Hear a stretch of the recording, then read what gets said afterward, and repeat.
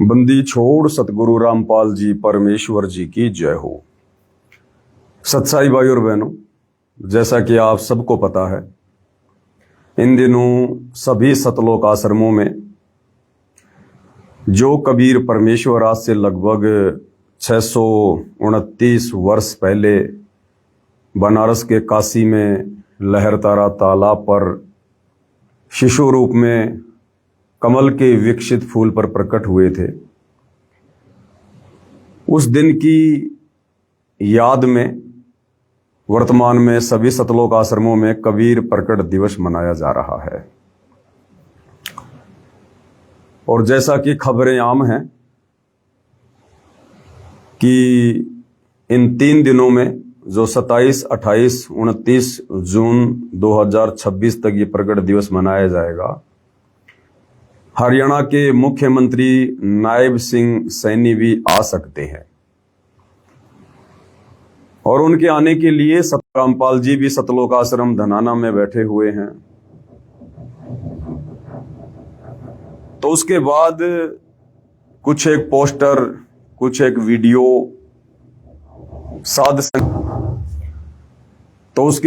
कुछ एक वीडियो, कुछ एक पोस्टर साध संगति की तरफ से जारी हुए हैं, जिसमें इस बात का विरोध किया जा रहा है।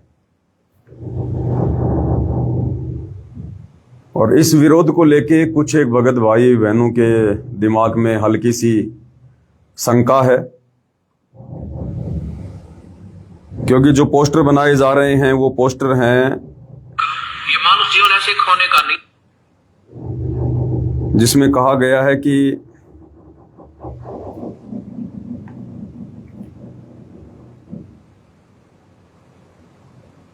एक आधा पोस्टर मैं आपको दिखा देता हूं।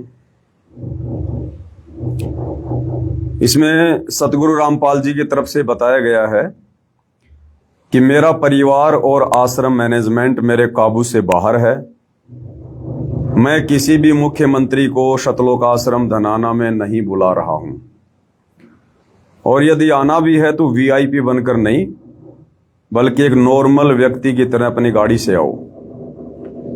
एक मुख्यमंत्री के लिए मेरे सतलोक आश्रम धनाना में हेलीपैड बनाना मेरे आदेश और विचारों के खिलाफ है। सतलोक आश्रम धनाना में मुख्यमंत्री नायब सिंह सैनी के आने के लिए हेलीपैड बनाया जा रहा है। मतलब साफ है कि अब सतलोक आश्रम धनाना भी राजनीतिक अड्डा बन चुका है। उसके बाद कुछ एक पोस्टर और बनाए हैं साध संगति से कि नेताओं की इस कदर चटाई तो आम संत भी नहीं करते, जिस कदर सतलोक आश्रम कमेटी वाले करने में लगे हैं। मुख्यमंत्री नायब सिंह सैनी के लिए सतलोक आश्रम धनाना में बनाया जा रहा है हेलीपैड, और नीचे लिखा है, इस भक्ति विरुद्ध राजनीतिक कार्य से बाबा रामपाल जी का कोई कुछ लेना देना नहीं है। ये सारा खेल उनका कलयुगी परिवार और आश्रम मैनेजमेंट खेल रहा है। तो इस प्रकार के कुछ एक वीडियो जब वायरल हुए तो कुछ एक भगत भाई बहनों को थोड़ी शंका हो गई, और उन्होंने कहा कि बंदी छोड़ सतगुरु रामपाल जी परमेश्वर जी की जय हो। सत्साई भगत जी, कुछ विचार थे जो आपके साथ साझा कर रहा हूं। मैं आपका विरोधी नहीं हूं और ना ही साध संगति का विरोध करके अपना मनुष्य जीवन बर्बाद नहीं करना चाहता। अगर मेरी कही बातें ठीक ना लगे तो व्यर्थ की शंका लिखकर कम बुद्धि वाला समझकर मुझे माफ कर देना। भगत जी, जब गुरुदेव आश्रम में स्वयं उपस्थित हैं तो आश्रम में चलने वाले हेलीपैड यानी उसके ऊपर जो काम चल रहा है, और मुख्यमंत्री के आश्रम में आने का विरोध करना क्या उचित है? कबीर साहेब भी जब हाथी पर चढ़कर गणिका के साथ बैठकर परीक्षा के समय लीला कर रहे थे तो रविदास ने भी तो विरोध नहीं किया था। तो यह हेलीपैड के ऊपर पोस्टर बना रहे हैं, उसमें लिखा है कि मेरा परिवार और मैनेजमेंट मेरे काबू से बाहर है। ये भगवान की असमर्थता को तो नहीं दर्शाता। नेताओं की इस कदर चटाई तो आम संत भी नहीं करते आदि गुरुदेव भगवान के आश्रम में रहते सहते हेलीपैड और मुख्यमंत्री के आश्रम में आने का विरोध करना क्या सही है? मेरे लिखने या समझने में कोई गलती हुई हो तो फिर से एक बार आपसे और गुरुदेव भगवान से माफी चाहता हूं। देखो, सबसे पहले तो दास ये क्लियर कर देता है, सतलोक आश्रम धनाना में चाहे हरियाणा का मुख्यमंत्री नायब सिंह सैनी आओ, चाहे देश का प्रधानमंत्री नरेंद्र मोदी आओ, मुझ पवन दास को या साथ संगति से जुड़े किन्हीं भी भगत भाई बहनों को कोई आपत्ति नहीं है, कोई ऑब्जेक्शन नहीं है, बशर्ते वो मुख्यमंत्री या प्रधानमंत्री यदि सत्संग सुनने के लिए आ रहा है, यदि नाम दीक्षा लेने के मकसद से आ रहा है, तो हमें कोई आपत्ति नहीं है किसी भी प्रकार की। लेकिन हरियाणा का वर्तमान मुख्यमंत्री नायब सिंह सैनी, पहली बात तो वो कोई अपनी मर्जी से नहीं आ रहा है, ना वो संत रामपाल जी के दर्शन करने की इच्छा से आ रहा है, ना उन्हें सतगुरु रामपाल जी के दर्शनों की कोई आवश्यकता है। वो अपने पूर्व जन्मों की भक्ति मलाई मुख्यमंत्री की पोस्ट पर बैठकर खा रहा है।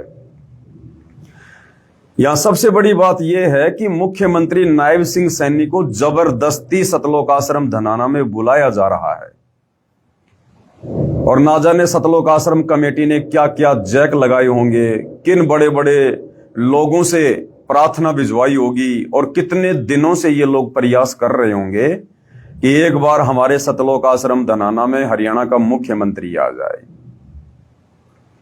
उसके बाद मुख्यमंत्री नायब सिंह सैनी ने इस बात के लिए हां भरी होगी कि ठीक है भाई, मैं 10, 15, 20 मिनट या आधा घंटा तुम लोगों को सतलोक आश्रम धनाना में दे दूंगा।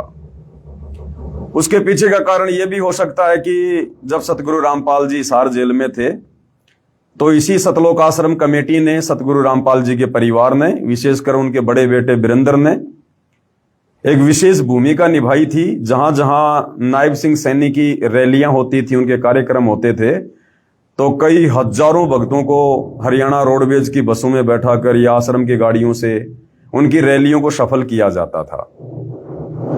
तो ये भी एक कारण हो सकता है कि मुख्यमंत्री ने हां कर दी हो कि ठीक है भाई, आप लोगों ने मेरी रैलियों को सफल बनाने के लिए जब इतना संघर्ष किया, इतना प्रयास किया, तो मैं भी आप लोगों के कहने पर आश्रम में आ जाऊंगा, मुझे कोई दिक्कत नहीं है।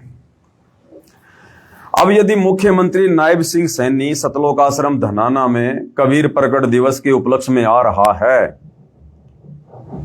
तो हमें विरोध इस बात को लेकर है कि फिर उसके लिए सतलोक आश्रम धनाना में हेलीपैड क्यों बनाया जा रहा है? इतनी चापलूसी तो नहीं होनी चाहिए ना। अगर मुख्यमंत्री ने आना है तो भैया रोड मार्ग से आओ, अपनी कार लेके आओ, और यदि हेलीकॉप्टर से आना है तो अपने बलबूते पर सतलोक आश्रम धनाना से बाहर कहीं हेलीपैड बनवाओ।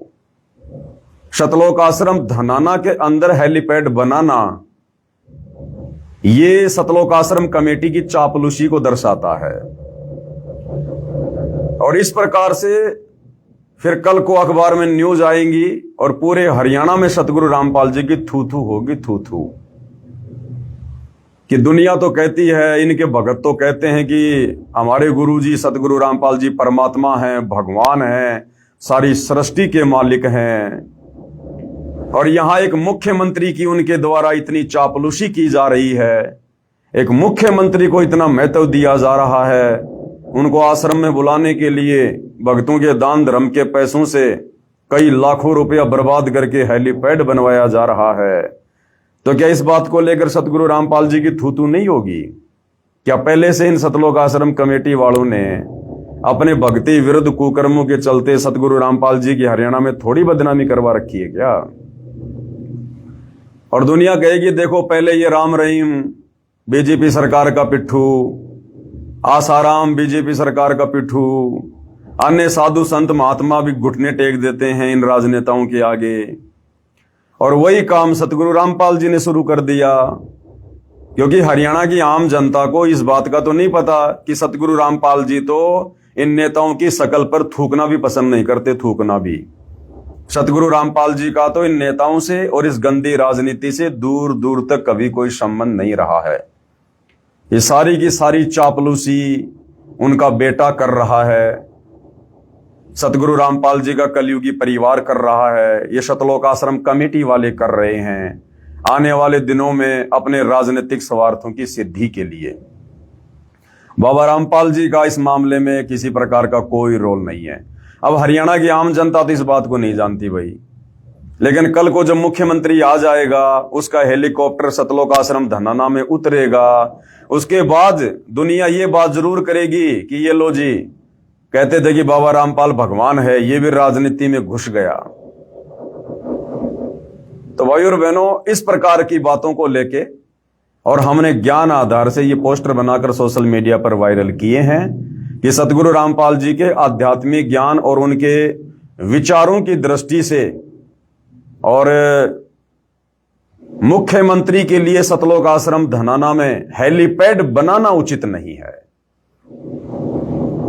यह बिल्कुल भी उचित नहीं है। अगर आना है तो अपने तरीके से आओ, अपने हिसाब से आओ, परंतु आश्रम में हेलीपैड बनवाना, डायरेक्ट आश्रम में उतरना,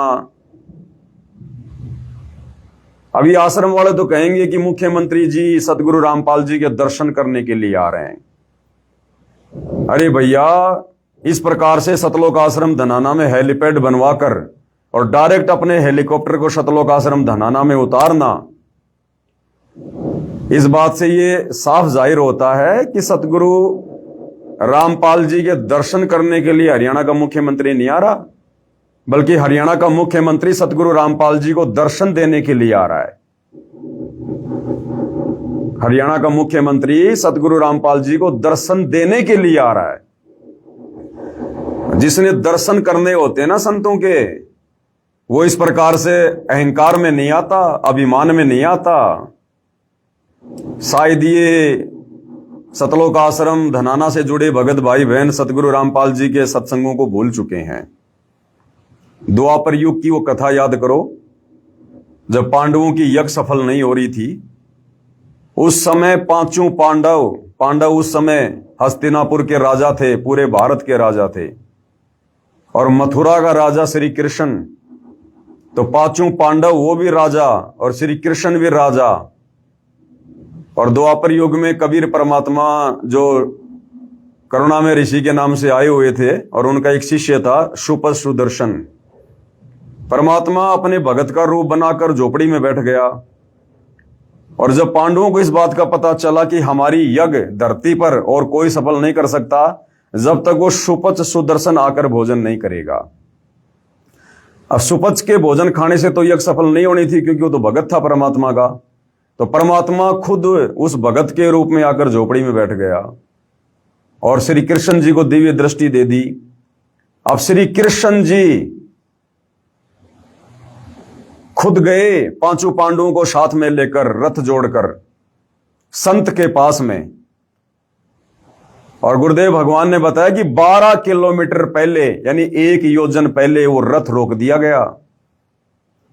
और जहां वो कबीर भगवान, वो पूर्ण संत शुपथ रूप में झोपड़ी में बैठा था, उससे 12 किलोमीटर पहले अपना रथ रोक दिया गया पांडवों के द्वारा, श्री कृष्ण जी के द्वारा। और वहां से नंगे पैर अपनी चप्पल भी उसी में रख दी रथ में। और वो मथुरा का राजा श्री कृष्ण, 3 लोक का भगवान, ये तुम्हारा नायब सिंह सैनी ये कोई 3 लोक का भगवान तो नहीं होगा, पूरे देश का राजा तो नहीं होगा। वो पूरे देश का राजा युधिष्ठिर और उसके 4 अन्य भाई, और मथुरा का राजा वो त्रिलोकी नाथ भगवान विष्णु का अवतार श्री कृष्ण, संत के दर्शन के लिए और 12 किलोमीटर से पैदल गए, पैदल, और संत को प्रसन्न किया। उसके बाद उनको सहसम्मान अपना यज्ञ सफल करवाने के लिए लेकर आए। तो कथा भूल गए क्या सतलोक आश्रम वालों? तुम्हारे नायब सिंह सैनी जी जो डायरेक्ट सतलोक आश्रम धनाना में उतरेंगे, अरे उनका तो संत मिलन की तरफ 1 कदम भी बढ़ा हुआ नहीं माना जाएगा, 1 कदम भी। श्री कृष्ण और पांचों पांडवों ने 12 किलोमीटर पहले रथ इसलिए रोका था कि संत मिलन को चालिए तज माया अभिमान, और जो जो कदम आगे धरे तो त्यों यज्ञ समान। कि हम यदि 1 कदम भी उस परमात्मा की तरफ रखेंगे वो एक यज्ञ के समान होगा। और तुम्हारा मुख्यमंत्री नायब सिंह सैनी वो तो डायरेक्ट उस झोपड़ी में अपना हेलीकॉप्टर उतार रहा है, डायरेक्ट सतलोक आश्रम धनाना में अपना हेलीकॉप्टर उतार रहा है। उसका तो एक कदम भी नहीं माना जाएगा, फिर क्यों बुला रहे हो? जब संत के दर्शन करने का उसे कोई लाभ ही नहीं मिलने वाला, वो अपने मुख्यमंत्री वाले टोरे में आ रहा है, अपनी मुख्यमंत्री वाली धुन में आ रहा है, एक मुख्यमंत्री की हैसियत से आ रहा है। अगर वो संत के दर्शन करने के लिए आता तो हेलीकॉप्टर से आने की जरूरत नहीं है, सतलोक आश्रम धनाना में हेलीपैड बनवाने की जरूरत नहीं है। बाकी भी तो हरियाणा में अपनी गाड़ी से घूमता है, कौन सा 24 घंटे हर कार्यक्रम में हेलीकॉप्टर से जाता है? और स्पेशली जब संतों के दर्शन करने के लिए जाना हो, संतों से मिलने के लिए जाना हो, उस समय तो हेलीकॉप्टर का कोई काम ही नहीं है। तो इसलिए भाई हम थोड़ा विरोध कर रहे हैं कि भक्ति मार्ग के हिसाब से ये चीजें जो हैं ये उचित नहीं है। अगर आना है तो दास भाव से आओ, दास भाव से। कथा भूल गए भगत? 650 साल पहले नागौर का पीपा राजा और अपने दल बल के साथ में, हाथी घोड़ों के साथ में, उस समय उनके पास हाथी आज का हेलीकॉप्टर बराबर है। आज एक मंत्री के पास में हेलीकॉप्टर उसकी बहुत बढ़िया सवारी है, उस समय राजा के पास में 600 साल पहले हाथी होना हेलीकॉप्टर के बराबर है। तो नागौर का राजा पीपा और पंडित रामानंद जी के आश्रम में गया अपने दल बल के साथ में, हाथी घोड़ों के साथ में, और वहां जाकर कहा कि भाई स्वामी जी से कह दो कि राजा पीपा उनके दर्शन करना चाहता, उनसे मिलने आया है। तो स्वामी जी ने क्या कहा था? पंडित रामानंद जी ने कहा कि कह दो हम किसी राजा वाजा से नहीं मिलते, अगर कोई दास है तो मिल सकता है। तो गुरुदेव ने बताया कि राजा पीपा ने कहा लो भाई ये माया तो यहां भी बाधक बन गई। उसी समय वो हाथी घोड़े सैनिक सब वापस भेज दिए कि जाओ भाई, और फिर कहा कि अब पंडित रामानंद जी से कह दो कि उनका दास उनके दर्शन करना चाहता है। तब जाकर उनको दर्शनों की अनुमति मिली थी, तब जाकर उस दर्शन का लाभ मिलता है। संत के सामने मुख्यमंत्री गिरी नहीं चलती, प्रधानमंत्री गिरी नहीं चलती है। इसलिए हम लोग विरोध कर रहे हैं कि इस प्रकार हेलीकॉप्टर में डायरेक्ट सतलोक आश्रम धनाना में आने से उस हरियाणा के मुख्यमंत्री नायब सिंह सैनी के भी वो कर्म बिगड़ेंगे, क्योंकि उसे तो पता नहीं ना कि ये क्या परम शक्ति बैठी है, ये क्या परम शक्ति बैठी है। ये ब्रह्मा विष्णु महेश भी उस परम पिता परमात्मा सतगुरु रामपाल जी के पैर के नाखून के बराबर नहीं है। और एक हरियाणा का मुख्यमंत्री, क्या हैसियत होती है मुख्यमंत्री की, और वो हेलीकॉप्टर से डायरेक्ट धनाना आश्रम में आके उतर रहा है। जो भक्तिहीन प्राणी है, जिसके पास में भक्ति का नामो निशान नहीं है, अपने पिछले जन्म की मलाई खा रहा है, वर्तमान में भक्ति और भगवान के निकट नहीं है, और राजनीति करके टोटल अपने कर्म फोड़ रहा है। अरे राजनेता तो सुबह से लेकर शाम तक ना जाने लाखों पाप करके अपने घर पे आता है, और ऐसे व्यक्ति की सेवा में और शतनाम प्राप्त, सार नाम प्राप्त, सार शब्द प्राप्त उन आत्माओं को बेगार में लगाया जा रहा है। शतनाम का जाप करने वाले भगत भाई बहनों को 2 कोड़ी के राजनेताओं की चमचागिरी में लगाया जा रहा है, उनके हेलीपैड की सेवा में लगवाया जा रहा है। आश्रम के अंदर भगत भाई अपने भगवान की और अपने भगत भाई बहनों की सेवा के लिए जाते हैं, या दुनिया की किसी मुख्यमंत्री प्रधानमंत्री की बेगार करने के लिए जाते हैं? क्या तुम्हारी आंखें फूट गई है सतलोक आश्रम कमेटी वालों? क्या तुम इतने अंधे हो चुके हो तुम? इसलिए भाई हम थोड़ा विरोध कर रहे हैं ताकि भक्तों के कर्म फूटने से बचें, इसलिए विरोध कर रहे हैं। तो भगत जी कह रहे हैं कि इस प्रकार से पोस्टर बनाने से कि भाई जिसमें कहा जा रहा है सतगुरु रामपाल जी की ओर से कि मेरा परिवार और सतलोक आश्रम कमेटी मेरे काबू से बाहर है और मैं किसी मुख्यमंत्री को नहीं बुला रहा। भाई आना है तो आम व्यक्ति की तरह हो, जैसे बाकी दुनिया आ रही है दर्शन करने के लिए। तो भगत जी कह रहे हैं कि इसमें तो गुरु जी असमर्थ जाहिर हो रहे हैं कि मेरा परिवार और आश्रम मैनेजमेंट मेरे काबू से बाहर है। तो देखो भगत जी, आप और हमें पता है सतगुरु रामपाल जी क्या परम शक्ति है, और हमारे हृदय में उनके प्रति कितना सम्मान है, कितना मान है, ये आप और हमें पता है। बाकी भगवान की यहां कोई इज्जत नहीं होती है, ये काल का लोक है। या भगवानों की इज्जत उनके जाने के बाद में होती है, मरने के बाद होती है। जैसे श्री राम की देख लो, श्री कृष्ण की देख लो, अन्य किसी भी महापुरुष के देख लो, जीते जी दुनिया उनको ठंडा पानी नहीं पीने देती है, जाने के बाद उनकी महिमा होती है। तो भगवानों को यहां ना कोई इज्जत से कोई लेना होता है, ना बेइज्जती का उनको कोई डर होता है।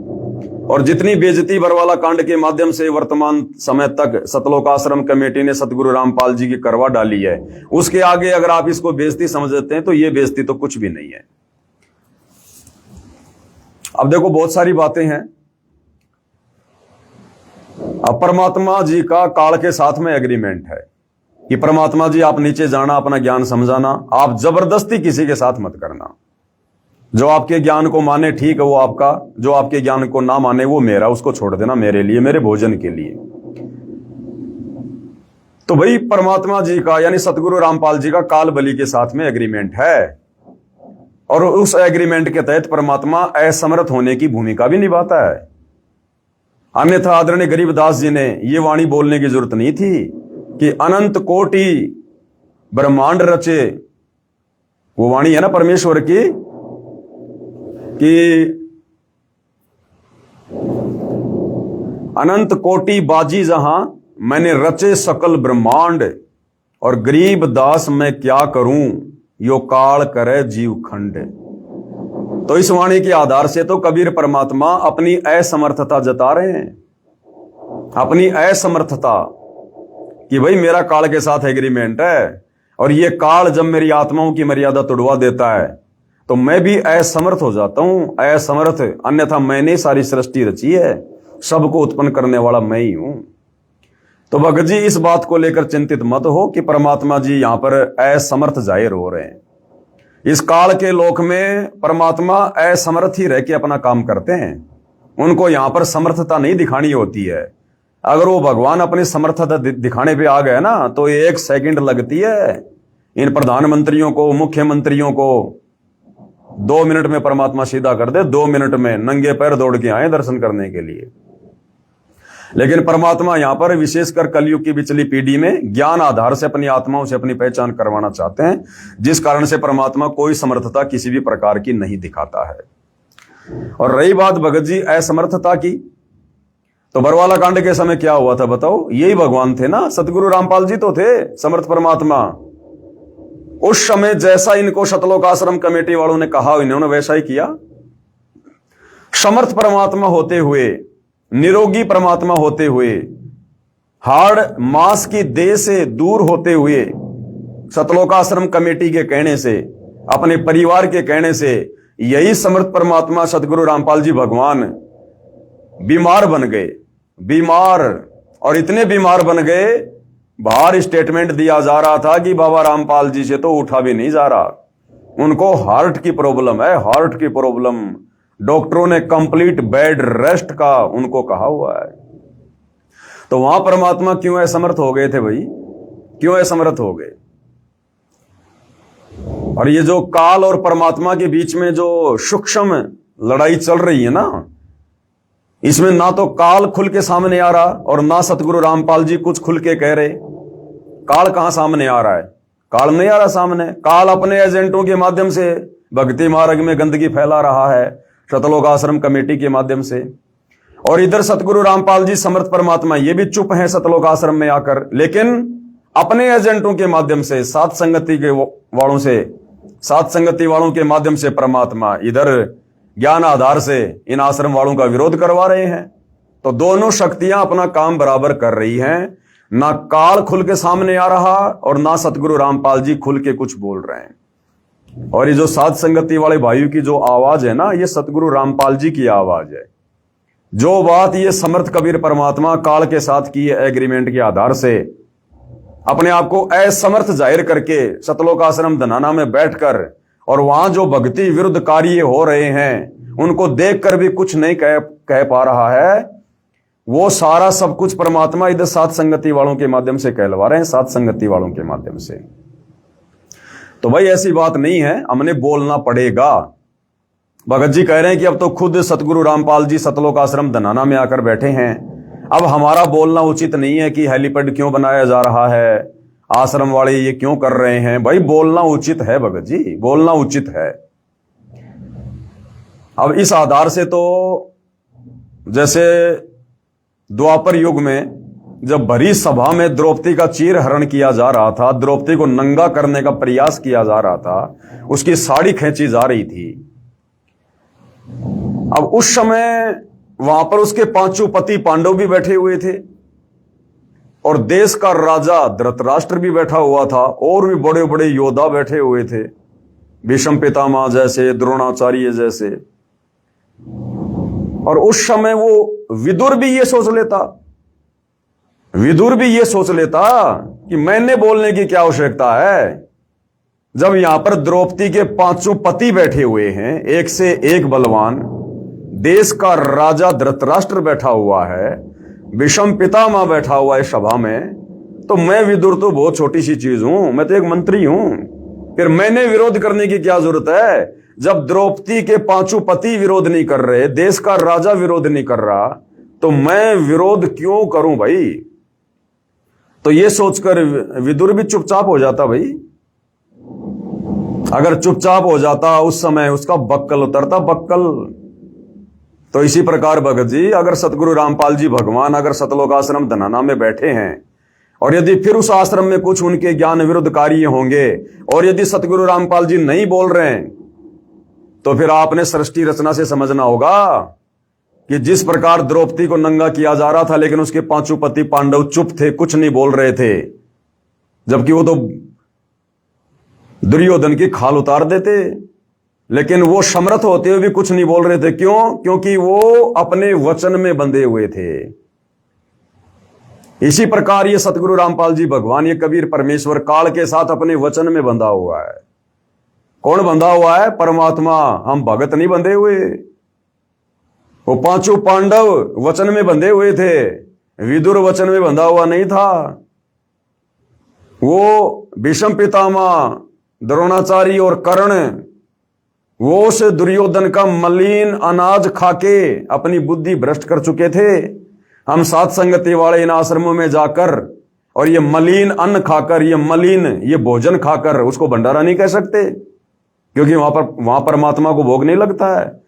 इन आश्रमों में कागज के टुकड़े को, एक कबीर जी की समझे जाने वाली मुर्दा फोटो को, दाढ़ी मूछ वाली फोटो को भगवान मानकर भोग लगता है। इसलिए हम उसको भंडारा नहीं कह सकते, वो भोजन है, केवल भोजन, और उसको खाने से पाप नाश नहीं हो सकते, भगत को सद्बुद्धि नहीं आ सकती। तो हम सात संगति वाले भैया भीष्म पितामह की तरह, उस कर्ण की तरह, द्रोणाचार्य की तरह इन आश्रमों में जाकर ये मलिन अन्न नहीं खाते। हम अपने घर पर भगवान को भोग लगाकर खाते हैं, जिससे हमें सद्बुद्धि प्राप्त है। तो वो भीष्म पितामह, द्रोणाचार्य तो इसलिए नहीं बोले, उन्होंने दुर्योधन का मलिन अन्न खा रखा था, हमने नहीं खा रखा भाई। धृतराष्ट्र इसलिए नहीं बोला क्योंकि वो पुत्र मोह में अंधा था, हमें गुरुदेव ने तत्व ज्ञान दे दिया, हमारी सारी अंधता दूर कर दी, इसलिए बोलना पड़ रहा है भाई। तो भाई समर्थ परमात्मा भी अपने वचन में बंधा हुआ है, इसलिए अपने ही परिवार के कुकृत्यों को देखकर सतलोक आश्रम धनाना में बैठकर कुछ नहीं बोल रहा। और बाकी आप लोगों को दिखाई नहीं दे रहा क्या भगत जी? अरे जिस कदर ये परमपिता परमात्मा सतगुरु रामपाल जी भगवान 11 साल से हिसार जेल से बाहर आने के बाद किस प्रकार से मायूस होके बैठा हुआ है। आपने खुशी देखी अपने परमात्मा के चेहरे पर ही समागम में? कैसे दुखी हो रहे हैं परमात्मा, क्योंकि अभी भी उनको मानुष माना जा रहा है, उनको मां के गर्भ से जन्म लेकर आया हुआ 2 कोटि का जीव माना जा रहा है। वो परमात्मा खुश नहीं है उस सतलोक आश्रम में बैठकर। क्यों बुलाएंगे सतगुरु रामपाल जी हरियाणा के मुख्यमंत्री को? क्यों बुलाएंगे? ये कोई बाबा श्याम जी का भंडारा है क्या, जो किसी को भी जबरदस्ती पकड़ के मीठा पानी पिला दिया, भंडारा करा दिया? ये कोई मेहंदीपुर के बालाजी का भंडारा है क्या, जो जबरदस्ती लोगों को बुला बुला के भंडारा करवा दो? क्या आज से पहले सतगुरु रामपाल जी भगवान ने सन 1994 से 2014 तक कितनी बार भंडारे हुए सतलोक आश्रमों में? क्या किसी गांव के सरपंच को भी बुलाया क्या कि आओ सरपंच जी हमारे भंडारे में आओ? बुलाया किसी को? ये वर्तमान में क्यों जा के लोगों को निमंत्रण पत्र दिए जा रहे हैं? मुख्यमंत्री को बुलाया जा रहा है, एमएलए को, एमपी को, सरपंचों को। तो बाबा रामपाल जी तो आज भी किसी को नहीं बुला रहे ना। बाबा रामपाल जी ने किसी को आश्रम में बुलाने की जरूरत है? बाबा रामपाल जी ने तो साफ साफ कह रहा कि मेरे आश्रमों की तरफ वो व्यक्ति अपना मुंह करे जिसको भक्ति करनी हो, और पहले हमारा ज्ञान समझो। हमारा ज्ञान समझने के बाद में फिर आश्रम की तरफ मुंह करो। यहां भीड़ इकट्ठा करने की जरूरत नहीं है। बाबा रामपाल जी ने किसी मुख्यमंत्री को बुलाकर हरियाणा में कोई अपनी पीठ नहीं थपथपानी है। ये समर्थ परमात्मा है, इन्हें किसी मुख्यमंत्री की आवश्यकता नहीं है। अगर यही चापलूसी करनी होती जो वर्तमान में उनका परिवार कर रहा है, मुख्यमंत्री की, मंत्रियों की, तो बाबा रामपाल जी 11 साल जेल में नहीं होते। इन मुख्यमंत्रियों की चापलूसी करने के चलते आज इनके बहुत सारे आश्रम होते, इनको जेल नहीं काटनी पड़ती, देशद्रोह का मुकदमा नहीं झेलना पड़ता इनको। अगर ऐसे ही इन मुख्यमंत्रियों की अगर चापलूसी अगर उनको करनी होती तो कहने का मतलब है भाई और बहनों, हमें मुख्यमंत्री के आने से कोई आपत्ति नहीं है, लेकिन मुख्यमंत्री को जिस प्रकार जबरदस्ती लाया जा रहा है हरियाणा में अपने नंबर बनाने के लिए कि देखो जी बाबा रामपाल जी के आश्रम में हरियाणा के मुख्यमंत्री भी आने लगे हैं ताकि हमारा बोलबाला हो जाए, तो ये बोलबाला चाहिए बाबा रामपाल के परिवार को। ये झूठी बड़ाई, झूठी महिमा चाहिए बाबा रामपाल के परिवार को। बाबा रामपाल जी को किसी मंत्री, मुख्यमंत्री की आवश्यकता नहीं है। आने वाले दिनों में ये मंत्री, मुख्यमंत्री, प्रधानमंत्री इनके चरणों को चाटेंगे, चरणों को। जब ये युग परिवर्तन का दौर शुरू होगा ना, उस समय ये तुम्हारे मंत्री, मुख्यमंत्री ये हाय हाय करते हुए नंगे पैर दौड़ के आएंगे, अपनी जान की भीख मांगेंगे। बाबा रामपाल जी को आवश्यकता नहीं है अपने समागम की सफलता के लिए किसी मुख्यमंत्री को बुलाना। और क्या होगा जब मुख्यमंत्री आएगा? भक्तों के कर्म फूटेंगे, कर्म। सारी सृष्टि का मालिक, सर्व ब्रह्मांडों का रचयिता और सतगुरु रामपाल जी भगवान तो सतलोक आश्रम में बैठे हैं। जाके अर्ध रोम पर सकल पसारा, ऐसा पूर्ण ब्रह्म हमारा। वो सारी सृष्टि का मालिक सतलोक आश्रम धनाना में बैठा है।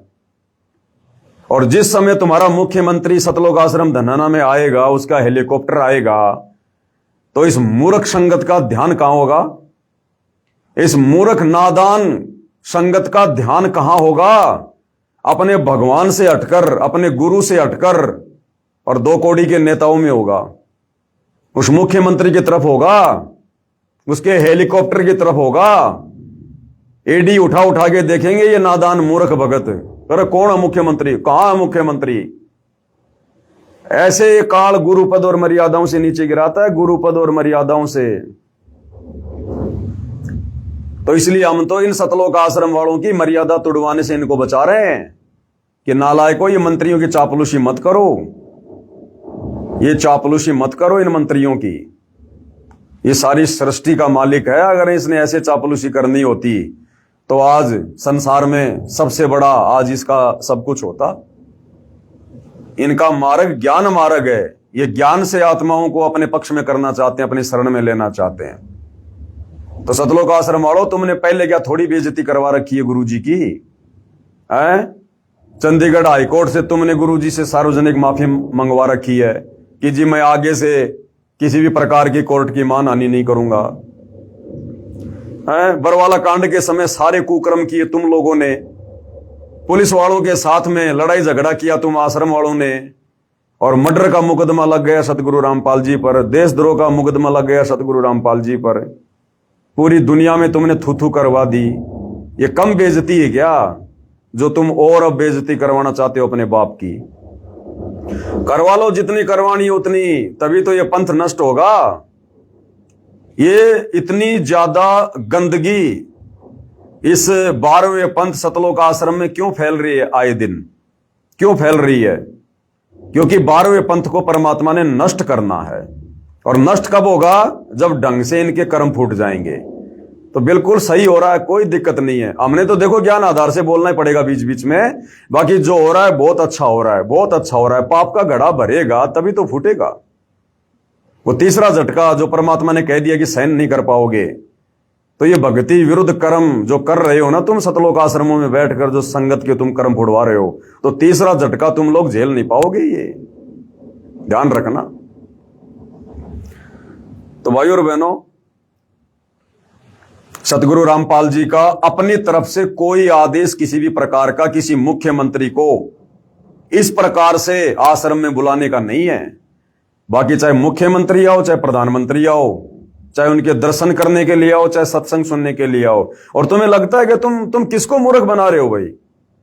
एक राज्य का एक तत्कालीन मुख्यमंत्री, क्या वो सतगुरु रामपाल जी के सत्संग सुनने के लिए आएगा? क्या वो सत्संग सुनने के लिए आएगा क्या सतलोक आश्रम धनाना में? और कहां कर रहे हैं सत्संग सतगुरु रामपाल जी? सतगुरु रामपाल जी ने तो सत्संग करने बंद ही कर दिए। अरे तुम भक्तों को नहीं सुना रहे सत्संग, मुख्यमंत्री को कहां से वो प्रवचन सुनाएंगे? 10 अप्रैल 2026 को जेल से बाहर आए थे, 2.5 महीने होने वाले हैं, ज्यादा हो गए। क्या आज तक सतगुरु रामपाल जी ने सत्संग किया? क्या एक भी सत्संग नहीं किया, एक भी सत्संग। केवल संदेशे दिए 2 या 3 बार, 10-10 मिनट के, 5-5 मिनट के। तो मुख्यमंत्री आ क्यों रहा है जब सतगुरु रामपाल जी ने सत्संग करना ही बंद कर दिया? और देख लो, कल 27 तारीख को समागम था, कोई सत्संग नहीं किया गुरुदेव ने। आज 28 तारीख को भी समागम है, कोई सत्संग नहीं किया गुरुदेव ने। कल 29 तारीख का भी समागम है, कोई सत्संग नहीं करेंगे गुरुदेव, क्योंकि सत्संगों का तुम्हारे ऊपर कोई असर हुआ ही नहीं। जो सत्संग उन्होंने 1994 से जो कर करके छोड़ दिए, उन सत्संगों को सुनकर ही तुम्हारे ऊपर कोई असर नहीं हुआ, लाखों की भीड़ के ऊपर। तो आगे सत्संग करके क्या करेंगे सतगुरु रामपाल जी? और जब भाई गुरुजी सत्संग आश्रम में कर ही नहीं रहे, तो फिर मुख्यमंत्री क्यों आ रहा भैया? क्यों आ रहा फिर मुख्यमंत्री?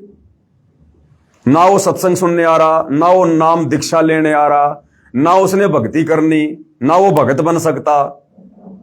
फिर क्यों बुलाया जा रहा है? केवल अपनी महिमा करवाने के लिए, सतगुरु रामपाल जी की बदनामी करवाने के लिए, उनको और ज्यादा दुखी करने के लिए।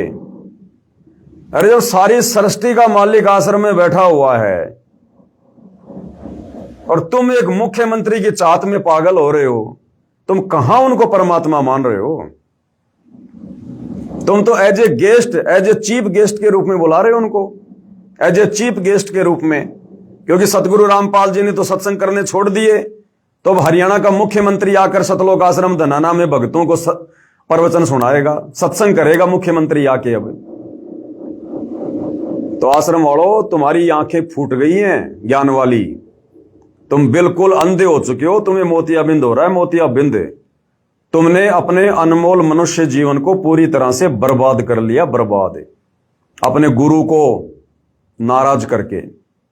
तुम्हारा गुरु बहुत नाराज है, 1% भी तुमसे प्रसन्न नहीं है, 1% भी। और जो कल के समागम में परमात्मा ने 2.5 मिनट तक जो बातें बोली है ना, ओनली 2.5 मिनट। पहले परमात्मा हर समागम में 3 दिन सुबह शाम, यानी दिन में 2 बार 3-3 घंटे सत्संग किया करते थे। आज से पहले जितने भी समागम हुए हैं, सन 1994 से 2014 तक, वो समागम परमात्मा सत्संग के लिए रखवाया करते थे और कोई मकसद नहीं होता था।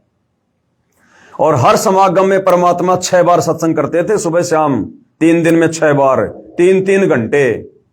और अब देख लो, हिसार जेल से बाहर आने के बाद तुम्हारा वो विश्व शांति वाला समागम हो गया, 3 दिन का, कोई सत्संग नहीं किया गुरुदेव ने। और 3 दिन का तुम्हारा ये कबीर डाडी मूंछ वाले का ये प्रगट दिवस, कोई सत्संग नहीं कर रहे गुरुदेव। तो जब सत्संग ही नहीं कर रहे, तो मूर्खों फिर क्यों बुला रहे हो मुख्यमंत्री को? वो मुख्यमंत्री बाबा रामपाल के दर्शन करने नहीं आ रहा, बल्कि वो अपने दर्शन देने आ रहा है बाबा रामपाल को और इस मूर्ख अंधी संगत को। और जबरदस्ती बुलाया जा रहा है उसको, जबरदस्ती। तो क्यों तो उसके कर्म फोड़ रहे हो तुम? क्यों अपने कर्म बिगाड़ रहे हो अपने गुरु को मानुष मान के? इसलिए भाई दास ने थोड़ा सा बोलना जरूरी हो जाता है, अन्यथा हमें कोई लेना देना नहीं है। ये तो अपने कर्म बिगाड़ चुके हैं, आश्रम वाले पूरी तरह से बिगाड़ चुके हैं। और कल के समागम की शुरुआत में परमात्मा ने जो 2 लाइनें बोली है ना, जो 2 लाइनें बोली हैं, उनके बहुत गहरे अर्थ हैं, उनके बहुत गहरे अर्थ हैं। कल के सत्संग में परमात्मा ने कहा कि बच्चों, वो परमात्मा खुद यहां पर चलकर आता है। इस काल के लोक में परमात्मा खुद चल के आता है, अन्यथा ये काल यहां से बाहर निकलने का रास्ता ना दे किसी को भी। देखो क्या कुछ कहा परमात्मा ने, थोड़ा सुनाते हैं आपको। साहिब परमेश्वर कबीर जी की प्यारी संगत को, विश्व की सारी संगत को दास का आशीर्वाद है। परमात्मा आपको मोक्ष दे, सुखी रखे, काल कष्ट से बचावे। आज वो शुभ दिन है जिस उपलक्ष्य में ये मान समागम होने जा रहा है। वो शुभ दिन है ज्येष्ठ मास की पूर्णवासी, जो सन 2026 में 29 जून को है।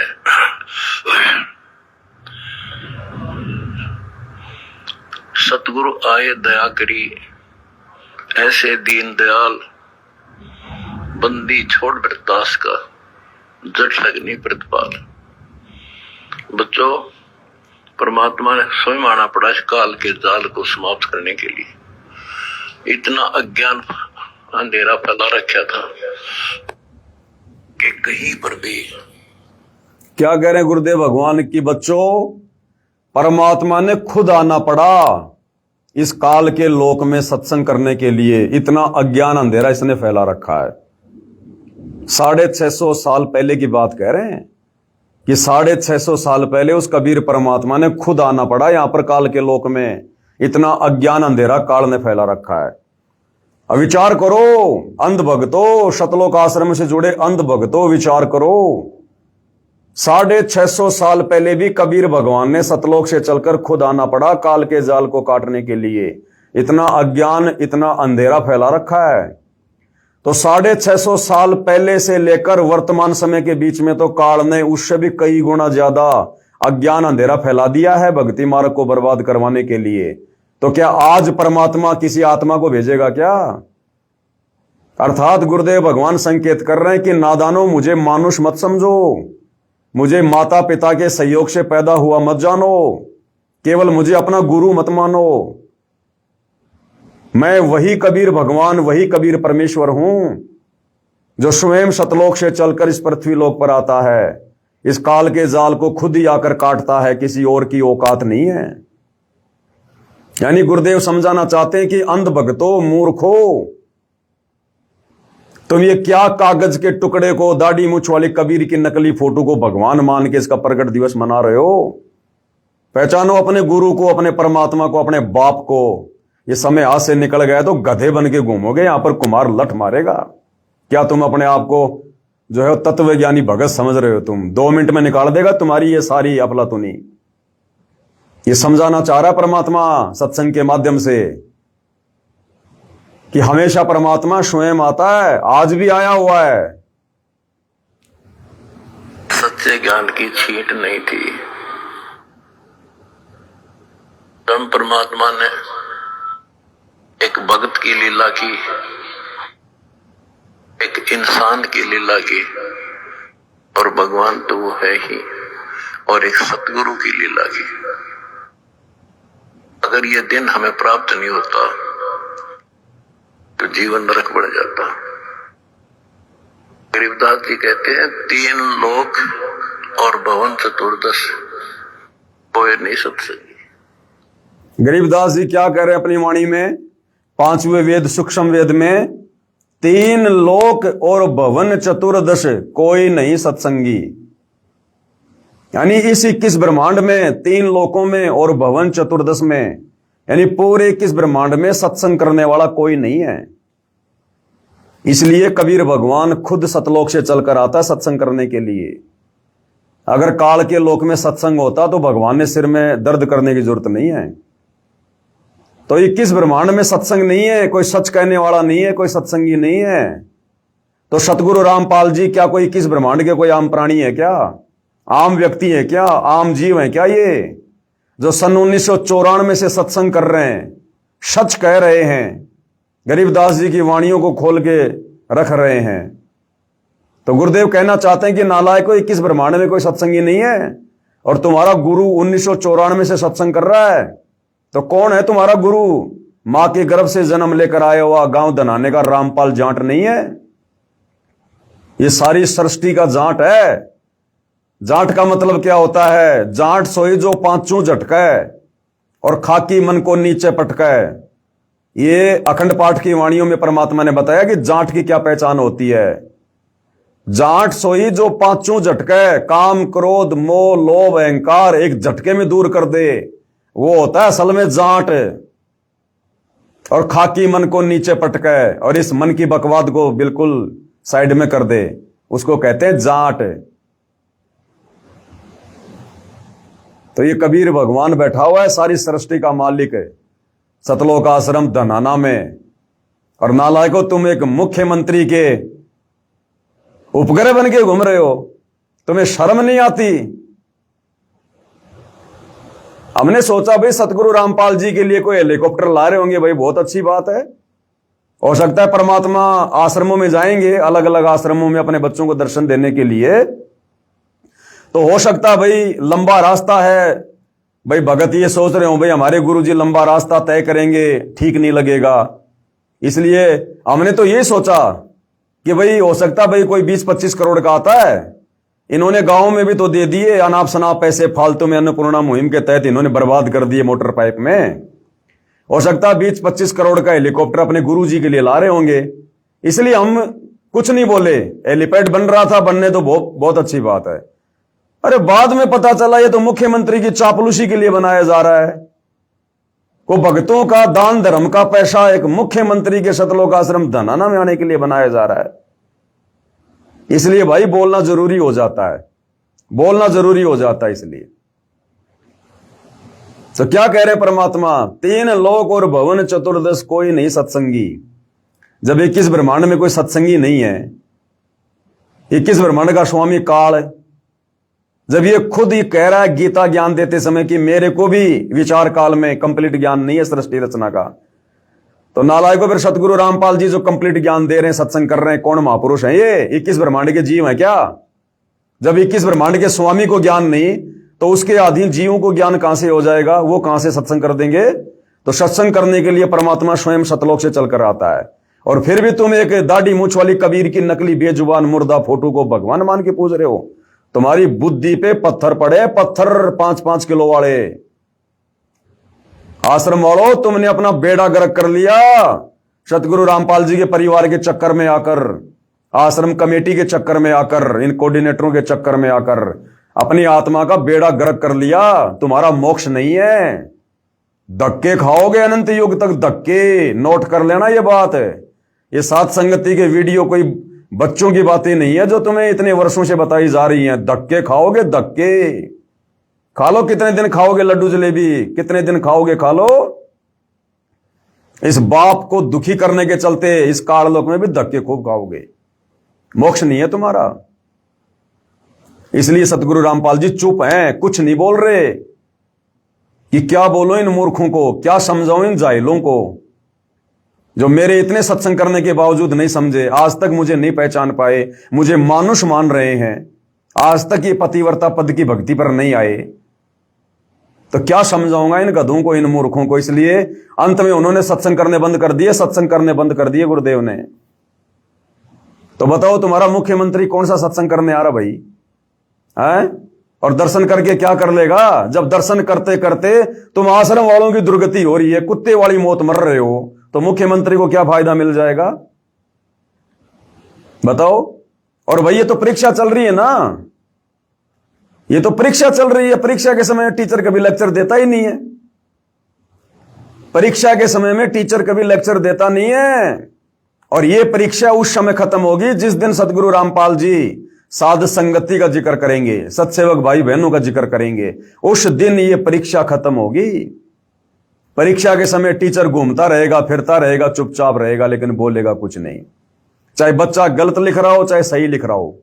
तो ये परीक्षा चल रही है, अभी परीक्षा खत्म नहीं हुई है।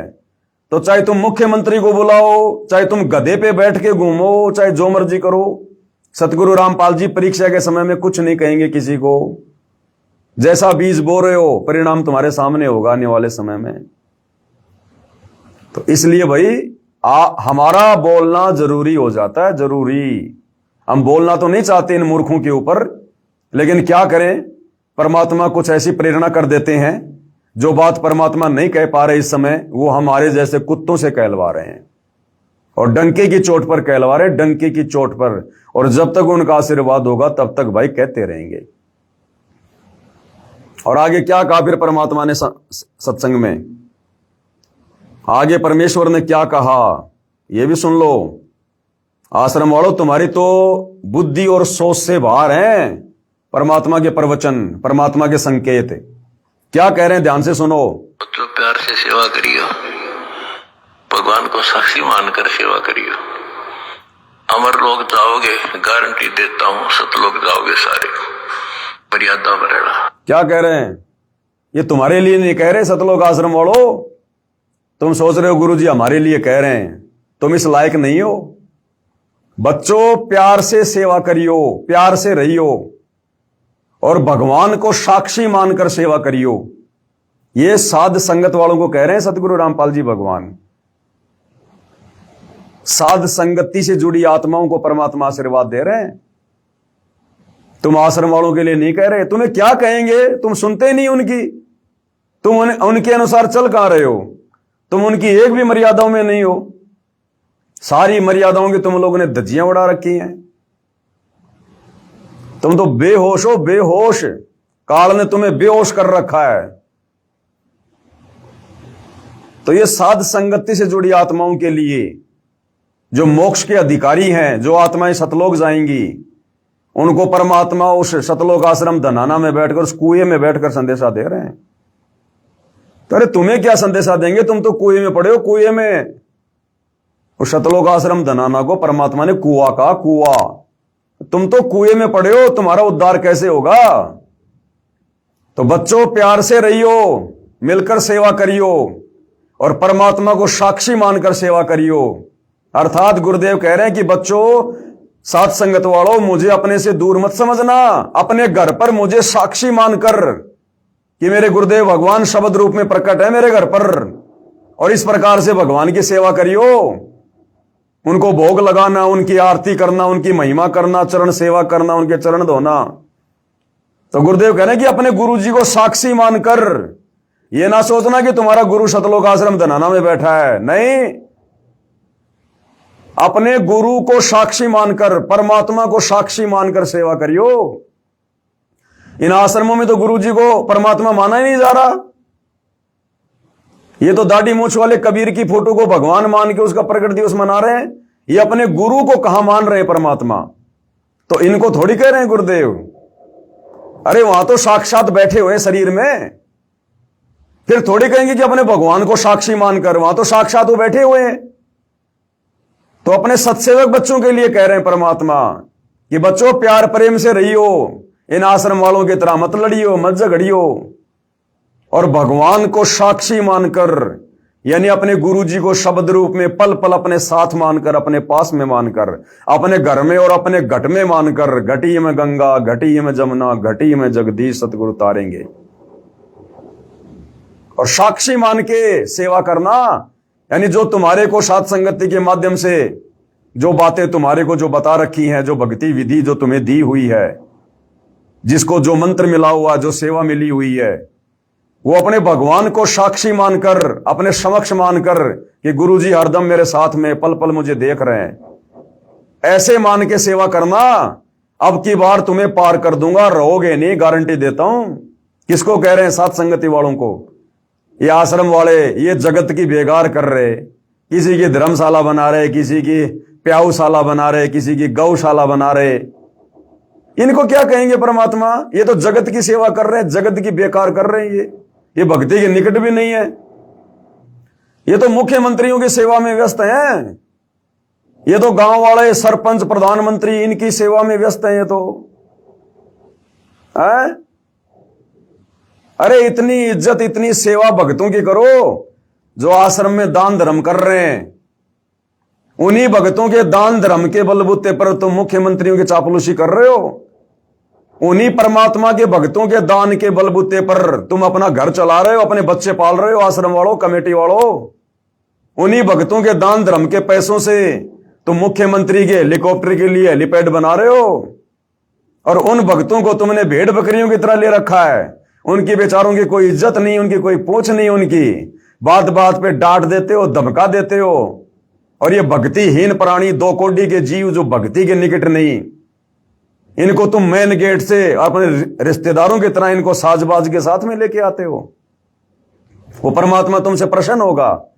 जो भक्ति धन का धनी भगत है उसकी तो कोई इज्जत नहीं, और जो खाली खोका है, चाहे वो मुख्यमंत्री हो चाहे प्रधानमंत्री हो, जो सतगुरु रामपाल जी का भगत नहीं, जो भक्ति नहीं कर रहा, वो खाली खोका, उस खाली खोके को तुम बैंड बाजे के साथ में सतगुरु रामपाल जी से मिलाने लेने जा रहे हो। तुम्हारी बुद्धि पे पत्थर पड़े। बिना दूध वाली गाय को चारा खिला रहे हो, बिना दूध वाली गाय को तुम काकड़े, खल और बिनोले खिला रहे हो। तुम्हारी बुद्धि में नहीं आ रही सतगुरु रामपाल जी की बातें। 30 साल हो गई, तुम्हारी बुद्धि पे काल बैठा, काल। तो यहां सतगुरु रामपाल जी सतलोक आश्रम धनाना में बैठकर, उस कुएं में बैठकर, और अपनी विशेष प्यारी आत्मा साथ संगत वालों को संदेशा दे रहे हैं, आशीर्वाद दे रहे हैं कि जिस प्रकार तुम मर्यादाओं में रहकर, विषय वासनाओं से दूर होकर, काल के षड्यंत्र से दूर होकर, और जो तुम अपने गुरु को परमेश्वर मानकर जो भक्ति कर रहे हो ना बच्चों, इसी प्रकार प्यार प्रेम से रहियो, और इसी प्रकार से परमात्मा को साक्षी मानकर, परमात्मा को साक्षी मानकर भक्ति करते रहियो। अब की बार पार हो जाओगे, गारंटी देता हूं। ये परमात्मा सब सेवकों को आशीर्वाद दे रहे हैं। तो प्यार से सेवा करियो, भगवान को साक्षी मानकर सेवा करियो। अमर लोग जाओगे, गारंटी देता हूं, सतलोक जाओगे सारे, मर्यादा में रहना, सत्साय। अब अमरवाणी का पाठ प्रारंभ हो रहा है, सत्साय। अब बताओ, आश्रम वाले तो मर्यादाओं के निकट भी नहीं है। अमरपुरी क्या खाक जाएंगे ये? अभी तो यहां इनको जन्मना है, मरना है, काल के लोक में गधा बनना है, कष्ट उठाने हैं। अभी तुम्हारा कहां समय है अमरापुरी का? तो कहने का मतलब भाई और बहनों, परम पूज्य परमेश्वर सतगुरु रामपाल जी के भक्ति मार्ग में, चाहे उनकी गैर हाजिरी का समय रहा हो, चाहे उनके सतलोक आश्रम धनाना में आने के बाद का समय हो, यदि उनके ज्ञान विरुद्ध कोई हरकत की जाएगी तो उन्हीं के आशीर्वाद से भैया ज्ञान आधार से भगत समाज को समझाने के लिए वीडियो भी बनाए जाएंगे, पोस्टर भी बनाए जाएंगे, और इसी प्रकार से वायरल भी किए जाएंगे। ये मुझ पवन दास के बस की बात नहीं है। मैंने तो गुरुदेव के जेल से बाहर आने के बाद में बोल दिया था कि भैया मैं तो आगे कुछ भी नहीं बोलूंगा। वो मेरे अपने विचार थे, पर्सनल विचार थे, लेकिन मेरा बाप सतगुरु रामपाल जी भगवान यदि बुलाना चाह रहा है, यदि बुलाएगा, तो मेरी क्या औकात फिर मैं चुप हो जाऊं? तो ज्ञान आधार से हर बात का विश्लेषण किया जाएगा, भगत भाई बहनों को बताया जाएगा, समझाया जाएगा। कोई माने ना माने उसके कर्म, भाई इस बात की तो हम गारंटी नहीं ले सकते कि कोई मान ही जाएगा, क्योंकि ये काल काल होकर, काल जिसकी बुद्धि पे बैठ जाए एक बार, फिर मानने थोड़ी देता है। जब भगवान सतगुरु रामपाल जी 30 साल से थक गए, तुम आश्रम वालों को नहीं सुधार पाए। आज भी गुरुजी की पत्नी, गुरुजी की बेटी कानों में सोना पहन के, चांदी पहन के घूम रही है इन आश्रमों में। तो बताओ फिर हमारे जैसे 2 कोटि के जीवों की क्या औकात जो हम उनको सुधार देंगे? तो सुधारने का ठेका हमारा नहीं है, सुधारने का ठेका तो काल का है। जब रह जाओगे ना यहां, उसके बाद ये कुम्हार के हाथ में दे के डंडा तुम्हें बना के गधा, फिर सुधारेगा ये। बाकी संदेशा देना हमारा काम है भाई, वो हम देते रहेंगे, उसमें कोई पोताई किसी प्रकार की नहीं बरती जाएगी। बाकी भाई आगे अपने अपने कर्म, अपने अपनी भक्ति, जो जैसा करेगा समय आने पे पाएगा भाई, इसमें कौन क्या कर सकता है। और कल दास एक वीडियो देख रहा था सतलोक आश्रम धनाना का सोशल मीडिया पर। मेन गेट पर भगत भाई बहनों की चेकिंग की जा रही है, माता बहनों की चेकिंग की जा रही है, मशीन लगा लगा के। एक मशीन सी है वो, काली काली क्या बोलते हैं उसको, मेंटल डिटेक्टर क्या बोलते हैं। उस मशीन से ऐसे आगे पीछे लगा लगा के भक्तों को चेक किया जा रहा है, कहीं कोई बम ना लिया हुआ है, कोई बंदूक ना लिया हुआ है। और अगर ये हरियाणा का मुख्यमंत्री तुम्हारे आश्रम में आता है, पहली बात तो मुझे लगता नहीं कि वो आएगा। ये हेलीपैड बनवा के भक्तों के पैसे बर्बाद करवाने थे, मुझे नहीं लगता कि वो आएगा। और मान लो फिर भी वो आ गया तो जरा उसकी चेकिंग करके दिखा दो, मान जाऊंगा तुम असल बाप की औलाद हो। सतलोक आश्रम कमेटी वालों, इन भोले भाले भक्तों की तुम चेकिंग कर रहे हो आगे पीछे ऊपर नीचे, इनको चोर समझ के, आतंकवादी समझ रहे हो, भक्तों को डकैत समझ रहे हो, हैं? नशेड़ी समझ रहे हो, जुआरी समझ रहे हो। उस मुख्यमंत्री की जो भक्ति के निकट भी नहीं है, जरा उसकी चेकिंग करके दिखा देना मुझे, मान जाऊंगा तुम असल बाप की औलाद हो तुम। तो क्या करेंगे हम उस सतलोक आश्रम धनाना में जाके, जहां पर दोगला व्यवहार होता है, दोगला, जहां अपने गुरु भगत भाई बहनों को तो भेड़ बकरियों की तरह ट्रीट किया जाता है, और 2 कोड़ी के भक्तिहीन लोगों को, नेताओं को वहां पर पता नहीं क्या समझ के, और वहां पर उनका विशेष आदर सम्मान किया जाता है। क्या करेंगे हम वहां पर, जहां पर दोगला व्यवहार, दोगला आचरण होता है, जहां पर। अभी भी सुधर जाओ, संभल जाओ, वो तीसरा झटका सहन नहीं कर पाओगे तुम। सतगुरु रामपाल जी को तीसरे झटके की चिंता है कि ये बेमौत मरेंगे, नालायक, बेमौत। तो तीसरा झटका तुम सहन नहीं कर पाओगे आश्रम वालों। जो आते ही गुरुदेव भगवान ने संकेत कर दिया कि तीसरा झटका ये काल ओट नहीं पाएगा। ध्यान दे लेना, दुर्गति होगी, भयंकर दुर्गति।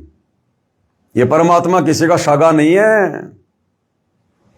समय आने पर सब पता चल जाएगा, लेकिन फिर तुम्हारे हाथ में कुछ नहीं रहेगा फिर सिवाय पछताने के। तो भाई और बहनों, अब इनके विषय में और क्या बोलें क्या ना बोलें, वही बात है, भैंस के आगे कितना ही बीन बजा लो उसके असर पड़ता नहीं चवन्नी भर भी। और गधे की आंख में जितना घी डालोगे उतना ही सोचेगा मेरी आंख फोड़ रहा है। तो इन सतलोक आश्रम वालों की, सतलोक आश्रम कमेटी की, सतगुरु रामपाल जी के कलयुगी परिवार की अंधे गधे वाली स्थिति है, अंधे गधे वाली। इन्हें अगर कोई अच्छी बात बताओ तो लगता है बस हमें तो जहर पिला रहा है। परमात्मा कहते हैं, कहूं साची माने बुरी, यही परीक्षा नीच, और जितनी धोए कच्ची दीवार उतनी माचे कीच। ये नीच व्यक्ति की पहचान होती है, उसको जितनी शिक्षा दोगे उल्टा वो दोष मानेगा, बुरा मान जाएगा वो। तो भाई ये थोड़ा ध्यान दे लेना, ये तीसरा झटका तुम सहन नहीं कर पाओगे। जो तुम सोच रहे हो ना गुरुजी आश्रम में आ गए, हम तो सब कुछ कर रहे हैं, गुरुजी कुछ कह ही नहीं रहे, गुरुजी कुछ बोल ही नहीं रहे, ये साथ संगत वाले तो ऐसे चिल्ला रहे थे, ऐसे भौंक रहे थे, हमने तो सारे काम कर दिए, राजनेताओं के तलवे भी चाट लिए, राजनीति भी कर ली, हमने तो खेल के स्टेडियम भी बना लिए, जगत वालों से झूठा भाईचारा भी निभा लिया, सब मर्यादा तोड़ ली, फिर भी गुरुजी कुछ नहीं बोल रहे। गुरुजी अब कुछ बोलेंगे भी नहीं। इस पवन दास ने गुरुदेव के जेल से बाहर आने से पहले बोल दिया था कि अब सत्संग खत्म हो चुके हैं। वो विशेष संदेश जो जेल में बैठकर किए गए थे वो लास्ट थे, लास्ट।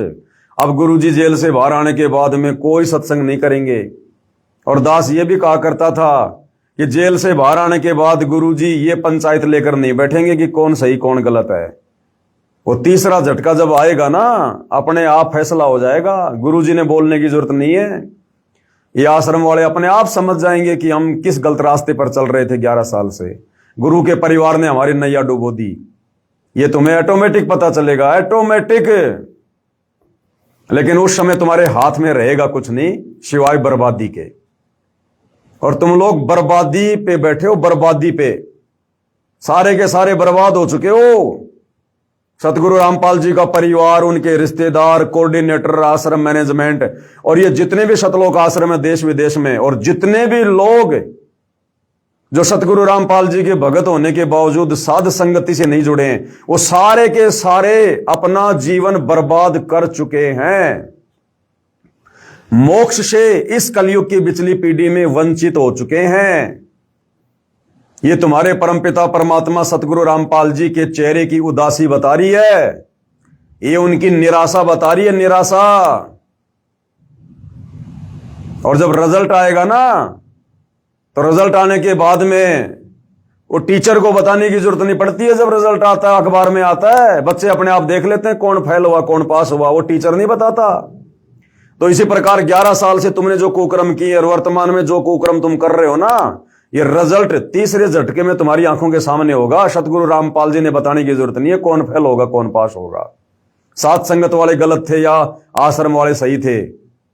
ये तीसरे झटके में ऑटोमेटिक पता चलेगा, ऑटोमेटिक अपने आप पता चल जाएगा। रोगे खून के आंसू, रोगे खून के आंसू। अभी तक सतगुरु रामपाल जी साथ संगति का जिक्र क्यों नहीं कर रहे? क्यों मुझ पवन दास का जिक्र क्यों नहीं कर रहे? जबकि हिसार जेल में 11 साल में कोई सैकड़ों बार जिक्र किया, पुस्तकें लिख दी, ऑडियो वीडियो, और अब 3 महीने को होने आ रहे हैं जेल से बाहर आने, 3 महीने होने को आए, आज तक गुरुदेव ने जिक्र नहीं किया। क्यों नहीं करेंगे? जिस दिन जिक्र करेंगे उस दिन सतलोक आश्रम वालों तुम खून के आंसू रोगे, खून के आंसू, कि हम साथ संगति को क्या समझ रहे थे और साथ संगत वाले क्या निकले। फिर तुम्हारे हाथ में कुछ नहीं आएगा, मोक्ष नहीं करवा पाओगे। बाकी ये जो तुम दान धर्म कर रहे हो ना, ये जो जगत की सेवा कर रहे हो, अन्नपूर्णा मुहिम में दुनिया की बेगार कर रहे हो, इस दान धर्म के बदले परमात्मा अगली बार मनुष्य जन्म देके तुम्हें सेठ बना देगा, लेकिन मोक्ष नहीं है। और वर्तमान में तुम इन सतलोक आश्रम में जाकर जो भी दान धर्म कर रहे हो ना, ये भूल जाना कि हम अपने गुरु जी को कर रहे हैं। तुम्हारे गुरु ने तो तुम्हारे से दान धर्म लेना बंद कर लिया। अरे टीचर जिन बच्चों को फेल कर देता है, जिनका स्कूल से नाम काट देता है, फिर फीस के नाम पे पैसे नहीं लेता उनसे। वर्तमान में तुम्हारा जो भी दान धर्म जा रहा है, ज्योति का, पाठ का, इन सतलोक आश्रमों में, ये अन्नपूर्णा मुहिम के तहत जा रहा है। और अन्नपूर्णा मुहिम ये सतगुरु रामपाल जी से उस परीक्षा के समय में हिसार जेल से जबरदस्ती स्वीकृति ली गई है, उनका आदेश नहीं है ये। तो वर्तमान में तुम्हारा जो 10वां अंश है, ये तुम्हारे सतगुरु को नहीं जा रहा। भले उनके हाथ में जाके दे देना दर्शन के समय, वो पैसा जाना जनता की बेगार में है, दुनिया की बेगार में है, अन्नपूर्णा मुहिम में है। अरे दान पेटियों पे नाम लिख दिए गए, अन्नपूर्णा मुहिम, अन्नपूर्णा मुहिम। अब तुम्हारा दान धर्म भी व्यर्थ है इन आश्रमों में करना, व्यर्थ, कोई यूज नहीं उसका, मोक्ष में कोई लेखा जोखा नहीं उसका। अब जैसा तुम कर्म करोगे वैसा तुम्हें यही काल के लोक में परमात्मा देता रहेगा। 2, 4, 5 मनुष्य जन्म तुम्हें मिल जाएंगे, बढ़िया बढ़िया अपना जितना भी दान धर्म किया अपना खा लोगे, और फिर तुम्हारी दुर्गति का खेल शुरू होगा, तुम्हारी दुर्गति का। ये परमात्मा कोई बालक है क्या जो 11 साल से हिसार जेल में बैठ के आया है? किसी ने जबरदस्ती बैठाया था क्या? किसी के दबाव में बैठा था क्या? ये तुम्हें नींबू की तरह निचोड़ने के लिए कि जो ज्ञान मैंने 25 साल से दिया है, उस ज्ञान के ऊपर ये कितने खरे उतरते हैं। इस ज्ञान को इन्होंने कुछ आत्मसात किया है, या फिर इन कोऑर्डिनेटरों की, मेरे परिवार की देखा देखी भेड़ चाल में चलते रहेंगे। ये संगत को नींबू की तरह निचोड़ने के लिए परमात्मा जेल में बैठा था और निचोड़ के आ गया। अब तो परिणाम आना बाकी है, उस दिन का इंतजार करो, परिणाम आना बाकी है। तो भैया जिस दिन परमात्मा साथ संगति का जिक्र करेंगे उस दिन सतलोक आश्रम कमेटी का, इनका तो नामो निशान मिट जाएगा, नामो निशान। ध्यान रख लेना, रोगे फिर तुम ऊपर हाथ खड़े करके, तुम्हारे हाथ में कुछ नहीं आएगा। तो भाई और बहनों, जो कुछ एक भगत भाई बहनों की शंका थी कि भाई अब तो गुरुजी आश्रम में बैठे हैं, अब आश्रम वाले चाहे हेलीपैड बनाओ चाहे जो मर्जी करो, हमें बोलने की क्या जरूरत है। अगर हम इस प्रकार से लिखेंगे कि भाई मेरा परिवार, आश्रम मैनेजमेंट मेरे काबू से बाहर है, तो गुरुजी की असमर्थता जाहिर होगी। तो भगत जियो, ऐसी कोई बात नहीं है, समर्थ तो समर्थ ही रहेगा। और इस काल के लोक में भैया जब परमात्मा दूसरों को समर्थ बना के अपना काम करवाता है, ब्रह्मा विष्णु महेश जो है समर्थ हैं, उनको परमात्मा ने समर्थ बना दिया, उनसे परमात्मा ने सारे काम करवा दिए। तो परमात्मा तो भैया बैकग्राउंड में रह के काम करता है। करे करावे साइया मन में लहर उठा, दादू सिर दर्दे जीव के, और आप बगल हो जा, आप साइड में हो जाता है। ये परमात्मा महिमा का भूखा नहीं है। ये समर्थ क्या समर्थता दिखाएगा? सारी सृष्टि का मालिक, उससे बड़ा कोई समर्थ नहीं। वो किसको दिखाएगा? कोई उसके बराबर वाला तो होना चाहिए। अरे चूहे के साथ में हाथी क्या लड़ेगा? चूहे के सामने हाथी क्या अपनी समर्थता दिखाएगा? दिखाएगा क्या? हाँ, बराबर में कोई हाथी हो जब तो अपनी समर्थता भी दिखाए। तो सारी सृष्टि में इस कबीर भगवान सतगुरु रामपाल जी के अलावा सारे चूहे हैं, उसके बच्चे हैं, आत्मा है, वो हमारा बाप है, उसके बराबर कोई है नहीं। गुरु सेवय कोई चतुर सयाना, गुरु पटतर कोई और नाना, गुरु के समान कोई और है ही नहीं। वो किसको समर्थता दिखाएगा वो? तो ये समर्थता दिखाने का, ये झूठी महिमा की जो भूख है ना, ये सतलोक आश्रम कमेटी वालों को है। ये सतलोक आश्रम कमेटी वाले, सतगुरु रामपाल जी के परिवार वाले इस बात को लेकर अपने आप को खुश नसीब नहीं समझते कि हमारे पूज्य गुरुदेव सारी सृष्टि के मालिक है, ये भगवान है, ये परमात्मा है। ये इस बात को लेकर ज्यादा खुश होते हैं कि कोई मंत्री आवे, कोई मुख्यमंत्री आवे, कोई सरपंच आवे, कोई प्रधान जी आवे, कोई चेयरमैन आवे, तो हमारे आश्रम का नाम हो जाए। क्या करोगे इस आश्रम का नाम करके जिसको मिट्टी में मिलना है? ये फूट जाएंगे तुम्हारे आश्रम फाश्रम सारे के सारे, तीसरे झटके में कुछ लेना देना नहीं है। ये परमात्मा नामो निशान मिटा देगा इन मिट्टी के ढेरों का। ये घर घर आश्रम बना के जाएगा परमात्मा, घर घर आश्रम बना के थोड़े चलेंगे इन आश्रमों पे। ये सब नष्ट करना परमात्मा ने। परमात्मा ने ढाने बड़े बड़ों के किले और तुम जबरदस्ती ये किले बना रहे हो।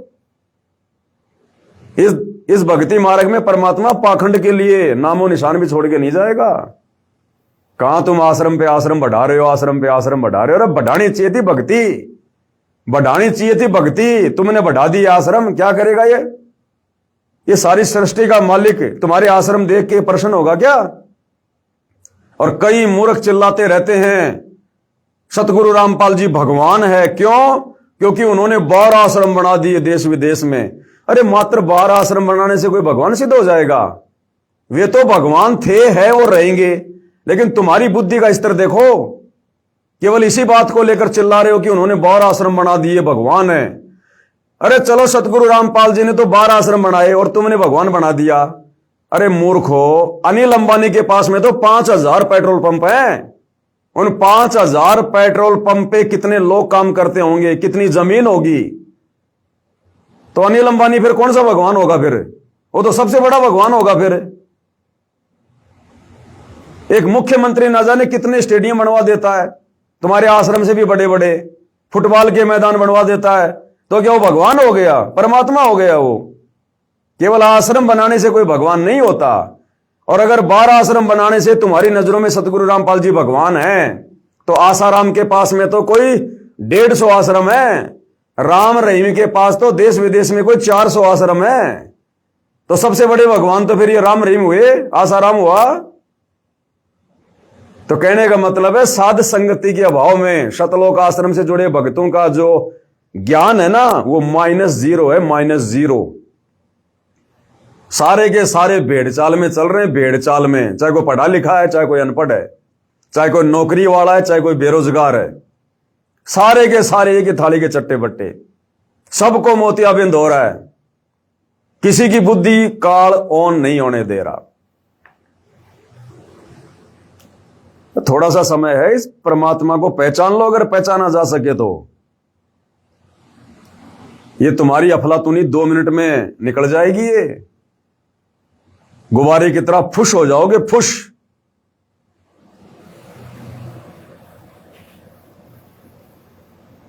तो अगर कल मुख्यमंत्री आ जाता है तो फोड़ लेना अपने कर्म ढंग से, उनका स्वागत करके, हैं, एडी उठा उठा के, उसका चेहरा देख के। क्योंकि आश्रम में तो माई इंद्रो का बेटा बैठा है, रामपाल गांव धनाने का जाट, जो 8 सितंबर 1951 को तुम लोगों के अनुसार जेल में लिपट के आया था। हैं, वो तो जीव है, तुम्हारे जैसा ही है। असली भगवान तो कल आएगा हेलीकॉप्टर में, सतलोक आश्रम धनाना में। वो है तुम्हारा भगवान, जिसके लिए तुम इतने दिनों से बेगार कर रहे हो। अरे भेड़ चाल में चलने वालों, तुम्हें जैसा बता दिया जाता तुम वैसा ही करने लग जाते हो।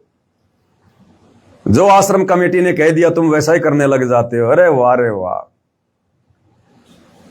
इसलिए तो परमात्मा रोता इस काल के रोक में आके कि मैं रोवत हूं सृष्टि को, सृष्टि रोवे मोए, गरीब दास इस वियोग को समझ न सकता कोई। इतना समझाया गुरुदेव भगवान ने, हर प्रकार से प्रमाण दे दिए, अपनी समर्थता दिखा दी। और फिर भी ये आंखों के अंधे गधे साक्षात सारी सृष्टि के मालिक को नहीं पहचान पा रहे अपने गुरु के रूप में। और एक दाढ़ी मूछ वाली कबीर की नकली फोटो को, कागज के टुकड़े को, 10 पैसा जिसकी औकात नहीं, उसको परमात्मा मान के पूज रहे हो, उसका तुम प्रगट दिवस मना रहे हो। ए मूर्खो, इसलिए तुम्हारा बाप दुखी है आश्रम में बैठकर, मायूस है, निराश है कि कहां फंस गया निकम्मों के बीच में आके मैं। इतना ज्ञान 26 साल से अगर मैं किसी गधे को देता, वो भी सतलोक जाने के लिए तैयार हो जाता, और इन मूर्खों के कुछ भी पल्ले नहीं पड़ा।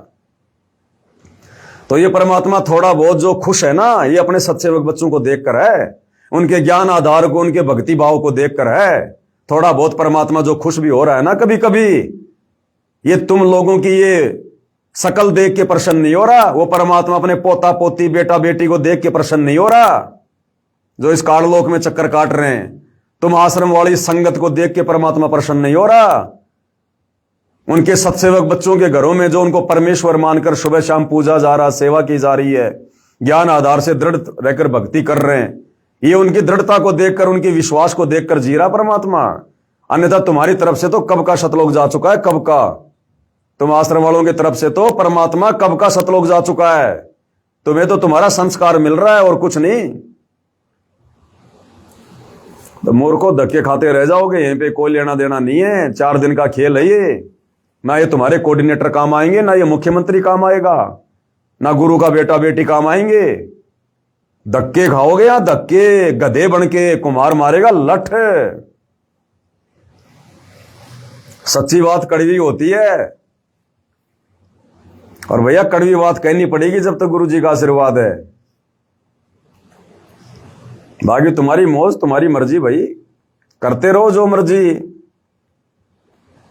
और देखो, इस पवन दास के लिए कह रहे, पवन दास की दुकान फेल हो जाएगी, ये हो जाएगा, कल को गुरुजी आ जाएंगे। आ गए गुरुजी, 3 महीने हो गए, पवन दास की दुकान तो ऐसे चल रही है।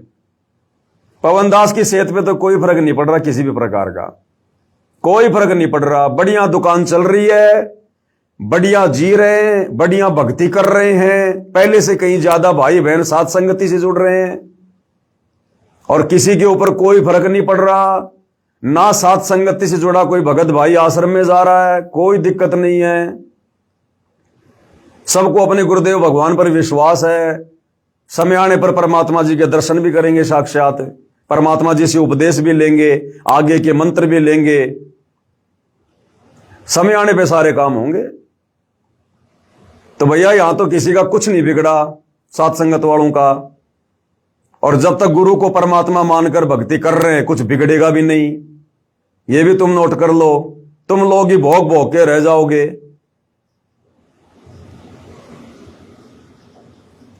तो भैया समझा ही सकते हैं, बता ही सकते हैं। बाकी परमात्मा कहते हैं, सकल पदार्थ है जग माही, कर्महीन नर पावत नाई। परमात्मा का शब्द, कौन सा शब्द गाए परमात्मा का? चलो गा लेते हैं मालिक का छोटा सा। बंदी छोड़ सतगुरु रामपाल जी परमेश्वर जी की जय हो। मानत ना मन मोरा साधु, मानत ना मन मोरा रे, मानत ना मन मोरा साधु, मानत ना मन मोरा रे। बार बार सतगुरु समझावे, जग में जीवन थोड़ा रे। बार बार सतगुरु समझावे, जब जग में जीवन थोड़ा रे। मानत ना मन मोरा साधु, मानत ना मन मोरा रे। बार बार सतगुरु समझावे, जग में जीवन थोड़ा रे। बार बार सतगुरु समझावे, जग में जीवन थोड़ा रे। भाई इस काया का गर्भ न करियो, के काला के गोरा रे। इस काया का गर्भ न करियो, के काला के गोरा रे। बिना भजन कुछ काम न आवे, चाहे इत्र छिड़को चारों ओर रे। बिना भजन कुछ काम न आवे, चाहे इत्र छिड़को चारों ओर रे। मानत ना मन मोरा साधो, मानत ना मन मोरा रे। बार बार सतगुरु समझावे, जग में जीवन थोड़ा रे। भाई और बहनों, बैटरी डिस हो गई है, बीच में अगर डिस्कनेक्ट हो जाए तो कोई बात नहीं, संदेशा जो देना था वो परमात्मा ने दिलवा दिया। भाई इस माया का गर्भ न करियो, के हाथी के घोड़ा रे। इस माया का गर्भ न करियो, के हाथी के घोड़ा रे। जोड़ जोड़ धन भोत बटोर्या, लाखों और करोड़ा रे। जोड़ जोड़ धन बहुत बटोर्या, लाखों और करोड़ा रे। मानत ना मन मोरा साधु, मानत ना मन मोरा रे। बार बार सतगुरु समझावे, जग में जीवन थोड़ा रे। बार बार सतगुरु समझावे, जग में जीवन थोड़ा रे। भाई दुविधा दुर्मति चतुराई में, जन्म गया नर तोरा रे। जैसे तुम आश्रम वालों का आए दिन दुविधा दुर्मति और चतुराई में मनुष्य जन्म बर्बाद हो रहा है। भाई दुविधा दुर्मति चतुराई में, जन्म गया नर तोरा रे। अब बेआन मिलो सत्संग में, करो गुरु ज्ञान पे गोरा रे। अब बेआन मिलो सत्संग में, करो गुरु ज्ञान पे गोरा रे। मानत ना मन मोरा साधो, मानत ना मन मोरा रे। बार बार सतगुरु समझावे, जग में जीवन थोड़ा रे। बार बार सतगुरु समझावे, जग में जीवन थोड़ा रे। भाई शरण पड़े को गुरु संभाले, जानक बालक भोला रे। शरण पड़े को गुरु संभाले, जानक बालक भोला रे। कहे कबीर चरण चित राखो, जो सुई में डोरा रे।